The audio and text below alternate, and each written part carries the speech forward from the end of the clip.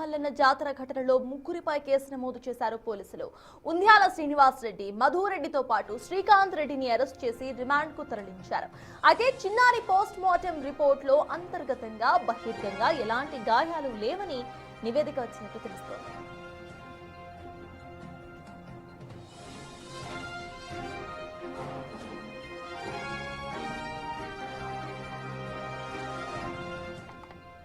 నాగర్ కర్నూలు జిల్లా కుమారమల్లన జాతర ఘటనలో ముగ్గురిపై కేసు నమోదు చేశారు పోలీసులు. ఉంద్యాల శ్రీనివాస్ రెడ్డి, మధురెడ్డితో పాటు శ్రీకాంత్ రెడ్డిని అరెస్టు చేసి రిమాండ్ కు తరలించారు. అయితే చిన్నారి పోస్ట్ మార్టం రిపోర్ట్ లో అంతర్గతంగా బహిర్గంగా ఎలాంటి గాయాలు లేవని ఇటు రిపోర్ట్ వచ్చినట్టుగా తెలుస్తోంది.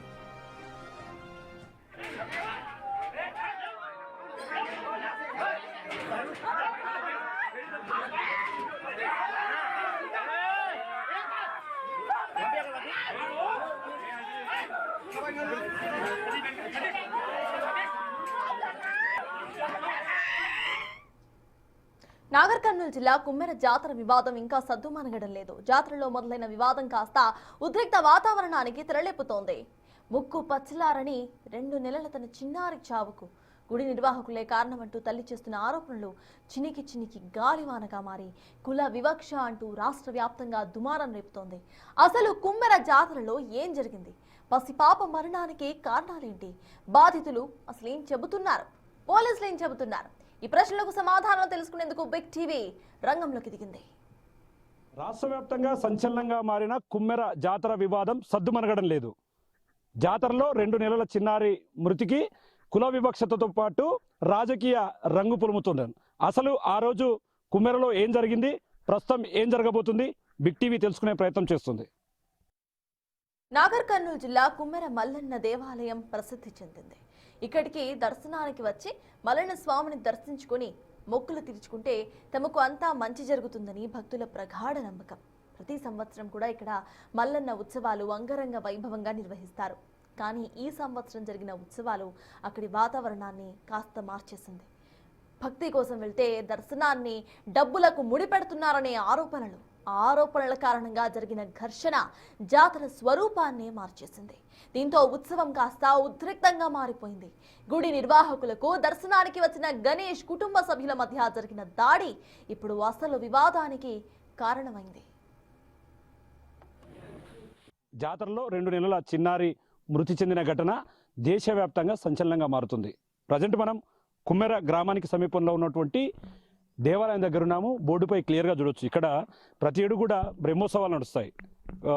ఏదైతే కుమ్మెరకు సంబంధించి శ్రీ శ్రీ బ్రహ్మరాంబ సమేత మల్లికార్జున స్వామి వారి దేవాలయం, ఇక్కడంతా కూడా శివుడిని పూజిస్తారు.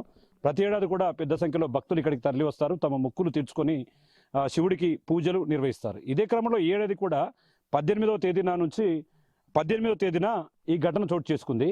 ఇక్కడికి వచ్చినటువంటి మౌనిక, గణేష్ అనే కుటుంబ సభ్యులు ఇక్కడికి మల్లికార్జున స్వామిని దర్శించుకోవడానికి వచ్చారు. కానీ ఇక్కడ మనకు చూస్తున్నటువంటి ఈ క్యూ లైన్ ప్రాంతం అంతా ఇక్కడ నుంచి ఇది వెళ్లాల్సింది. మనమంతా కూడా ఇక్కడ నుంచే పూర్తిగా ఇటు సైడ్గా దేవుడిని దర్శించుకోవడానికి వెళ్ళాలి. మనకు పైన కనిపిస్తున్నటువంటి కొండ తర్వాత ఇంకొక దేవాలయం ఉంటుంది. కానీ వివాదం ఇక్కడే స్టార్ట్ అయింది. ఎందుకంటే ఇక్కడ ప్రత్యేకంగా క్యూ లైన్లో వెళ్ళడానికి ఎలాంటి రుసుము లేదు, పైకి వెళ్ళాలి. కానీ గుడి నిర్వాహకులు తమ దగ్గర నుండి 100 రూపాయలు డిమాండ్ చేశారనేది కూడా స్పష్టంగా ఒకవైపు భక్తుల తరపు నుంచి గణేష్, అదేవిధంగా మౌనిక ఎవరైతే ఉన్నారో వారి తరపు నుంచి ఆరోపణలు వినిపిస్తున్నాయి. ఇక్కడ స్టార్ట్ అయినటువంటి గొడవ చిలికి గాలివానగా మారింది. ఇద్దరి మధ్య ఘర్షణ వాతావరణం చోటు చేసుకుంది. ఒకవైపు శ్రీనివాస్ రెడ్డి, అదేవిధంగా ఇక్కడ ఎవరైతే కుటుంబ సభ్యులు ఉన్నారో వారికి మధ్య కూడా పూర్తిగా ఘర్షణ వాతావరణం చోటు చేసుకుంది. అప్పుడు గుడి నిర్వాహకులకు వీరికి మధ్య మాట పెరగడంతో మనము ఒక మనకు ఒక ఫుటేజ్ లభించింది. అంటే దాంట్లో కొట్టుకుంటున్నారు, లోపల ఒకరిపై ఒకరు దాడులు చేసుకుంటున్నారు. అది ఎక్కడో కాదు, ఇక్కడే దీంట్లోనే మనం చూస్తున్నటువంటి ఆ లోపల ఆ డ్రమ్ దగ్గర ఇదంతా కూడా జరిగింది. ఆ డ్రమ్ దగ్గర అక్కడ ఒకరిపై ఒకరు కొట్టుకున్నారు. మొత్తంగా ఒకరి పెద్ద ఎత్తున గాయాలయ్యాయి. ఈ ప్రాంతం అంతా కూడా ఆహాకారాలతోన మొత్తం ప్రతిధ్వనించింది. మొత్తం ఒక్కసారిగా జాతర మొత్తం కూడా ఉద్రిక్త వాతావరణంతో పరిస్థితులన్నీ కూడా మారిపోయాయి. దీంతో ఒక్కసారిగా పోలీసులు రంగప్రవేశం చేశారు, ఇరువురిని వారించారు. అప్పటికే ఎవరైతే తనపై దాడి చేస్తారని చెప్తున్నారో శ్రీనివాస్ రెడ్డి, అతనికి తలకు గాయమైంది, తనపై రాళ్లతో దాడి చేశారని చెప్పి కూడా అప్పటికే ఆయన పూర్తి స్థాయిలో పోలీసులకు చెప్పాడు. ఇక్కడ మనకు చూస్తున్నటువంటి ఇక్కడ ఈ ప్రాంతం అంతా ఎలాంటి సీసీ ఫుటేజ్లు కానీ ఏం లేవు. అసలు దీనికి సంబంధించి ఎలాంటి పర్యవేక్షణ లేదు. ఇది ఎండోమెంట్ పరిధిలో కూడా లేదు. ఎండోమెంట్ అధికారులు కూడా దీని మీద పూర్తి స్థాయిలో దృష్టి సారించకపోవడం వల్ల ఈ ఘటన చోటు చేసుకుందని కొంత విమర్శలు వస్తున్నప్పటికీ ఇక్కడ నుంచి శ్రీనివాసరెడ్డి ఎలాడు పోలీస్ స్టేషన్లో కంప్లైంట్ చేశారు. తనను బలంగా బాధడంతో తనకు తలకు గాయమైంది, పూర్తిగా తనను కొట్టారని. కానీ ఇక్కడ అసలు ట్విస్ట్ ఇక్కడే మొదలైంది. అసలు దీనికి సంబంధించి ఇక్కడ ఎవరైతే గణేష్ పై దాడి చేశారో ఆ క్రమంలో తను వెంట ఉన్నాను అంటూ కూడా గణేష్ భార్య మౌనిక ఉంది. తన చేతిలో 2 నెలల పసి చిన్నారి, ముక్కుపచ్చలారని చిన్నారి ఉంది. ఈ తోపులాటలోనే తమ పాప గాయపడింది అని చెప్పి 2 రోజుల తర్వాత, అంటే ఈ ఘటన జరిగిన రోజు శ్రీనివాసరెడ్డి కంప్లైంట్ చేశాడు. ఆ 2 రోజుల తర్వాత తమపై తోపులాట జరిగిందని చెప్పి కూడా ఈ ఘటనకు సంబంధించి ఎవరైతే మౌనిక తల్లి ఉందో, అంటే వరుసకు పాపకు నానమ్మ అవుతుంది, ఆమె కంప్లైంట్ ఇచ్చింది. ఆ తర్వాత సెకండ్ డే కంప్లైంట్ ఇచ్చిన 2 రోజుల తర్వాత ఈ ఘటన వల్ల తన మనవరాలు చనిపోయిందని చెప్పి కూడా దీనిపై పోలీసులు చాలా సీరియస్గా యాక్షన్ తీసుకుంటున్నారు. ఇప్పటికే మొత్తంగా పాప డెడ్ బాడీకి సంబంధించి ఓవరాల్గా రిపోర్ట్ వచ్చింది. మృతదేహం డెడ్ బాడీ కూడా కంప్లీట్ అయింది. అయితే ఇంకా ఫోరెన్సిక్ మీద దీని పూర్తిస్థాయి నివేదిక మీద ఆధారపడి ఉంది. ఖచ్చితంగా దీంట్లో ఎవరు ఈ ఘటనకు పాల్పడి ఉన్నా వారి మీద చట్టపరమైనటువంటి చర్యలు తీసుకుంటామని సీరియస్గా పోలీసులు చెప్తున్నారు. ఇప్పటికీ బీసీ కమిషన్ సభ్యులు కూడా ఇక్కడికి రావడంతో పాటు ఈ ప్రాంతాన్ని పరిశీలించారు. మరి ఏం జరగబోతుంది? ఒకవైపు కుల వివక్షత అనేది దీంట్లో ప్రధానంగా కొట్టొచ్చినట్టుగా కనిపిస్తుంది. తాము ఎస్సీలం కాబట్టి తమ మీద ఇక్కడ ఉన్నటువంటి అగ్రకురుణాల వాళ్ళు దాడి చేశారు కాబట్టి బీసీ సంఘ నేతలు కావచ్చు, ఇదంతా కూడా గత 4-5 రోజులుగా నాగర్ ప్రాంతం అంతా కూడా నాయకులతో, అగ్రనాయకులతో అంతా కూడా హోరెత్తిపోతుంది. రాజకీయ వేడి వాతావరణం కూడా రాజుకుంది.